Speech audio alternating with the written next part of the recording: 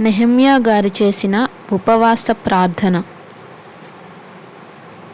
ఆకాశమందున్న దేవా యెహోవా, భయంకరుడవైన గొప్ప దేవా, నిన్ను ప్రేమించి నీ ఆజ్ఞలను అనుసరించి నడుచువారిని కటాక్షించి వారితో నిబంధనను స్థిరపరచువాడా, నీ చెవియొగ్గి నీ నేత్రములు తెరచి నీ సన్నిధిని దివారాత్రము నీ దాసులైన ఇశ్రాయేలీల పక్షముగా నేను చేయు ప్రార్థన అంగీకరించుము.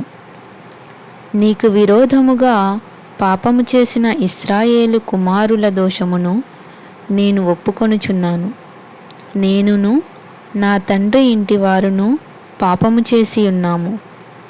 నీ ఎదుట బహు అసహ్యముగా ప్రవర్తించితిమి. నీ సేవకుడైన మోషే చేత నీవు నిర్ణయించిన ఆజ్ఞలనైనను కట్టడలనైనను విధులనైనను మేము గైకొనకపోతిమి. నీ సేవకుడైన మోషేతో నీవు సెలవిచ్చిన మాటను జ్ఞాపకము తెచ్చుకొనుము. అదేదనగా, మీరు అపరాధము చేసిన ఎడల జనులలోనికి మిమ్మును చెదరగొట్టుదును.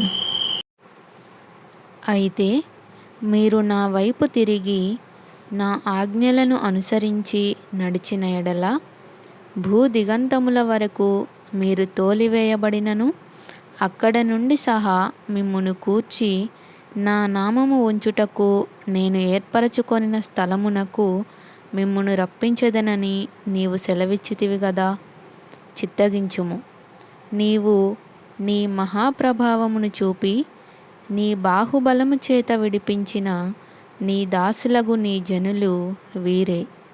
యెహోవా, చెవియొగ్గి నీ దాసుడనైన నా మొరను, నీ నామమును భయభక్తులతో ఘనపరచుటయందు ఆనందించు నీ దాసుల మొరను ఆలకించి ఈ దినమందు నీ దాసుని ఆలోచన సఫలపరచి ఈ మనుష్యుడు నా యందు దయచూపునట్లు అనుగ్రహించుమని నిన్ను బతిమాలుకొనుచున్నాను.